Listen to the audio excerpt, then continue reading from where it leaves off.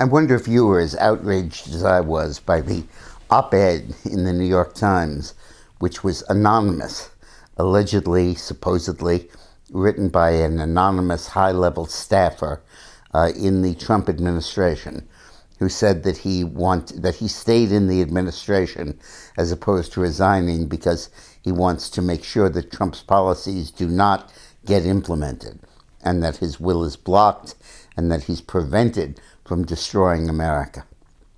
Absolutely incredible. First, unbelievable that the Times would publish it. How did they know if this is a real thing or something just written up by a Democratic partisan? But secondly, especially if it's true, it is totally outrageous. There is no better manifestation of what I and many other people call the deep state. These people who are appointed by elected officials, who are elected by the people, and they're appointed by the officials, they're entrusted by the officials, and then they see their mission as to counter everything the official recommends and to try to sabotage his policy.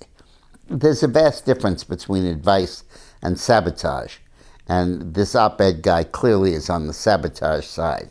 If Trump doesn't follow his advice, he's going to torpedo the policies and stop them from taking place. He's going to impose his will ahead of the will of the elected official who is elected by the voters. He knows much better, and he knows much better what ought to happen. It's just a total outrage.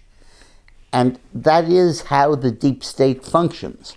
The heritage of the deep state is we are the permanent government. Most of them are civil service or in uniform, in military-style organizations like the FBI, the CIA, and so on. And their approach is, we are the guardians of the public. We are the ones who know what's right and what's wrong. And if the public is voting for for Trump, we will sabotage that and try to elect Hillary.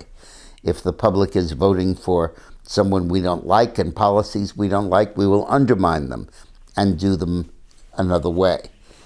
This is so distinct from the heritage of civil service in Britain, where we get our system from. There, the civil servants remain in place, but they fall all over themselves to accommodate the elected officials and their policies.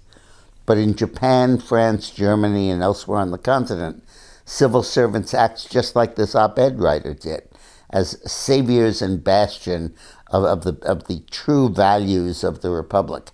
And it is just terrible. It's outrageous. And this is what Donald Trump is up against. Thanks for watching.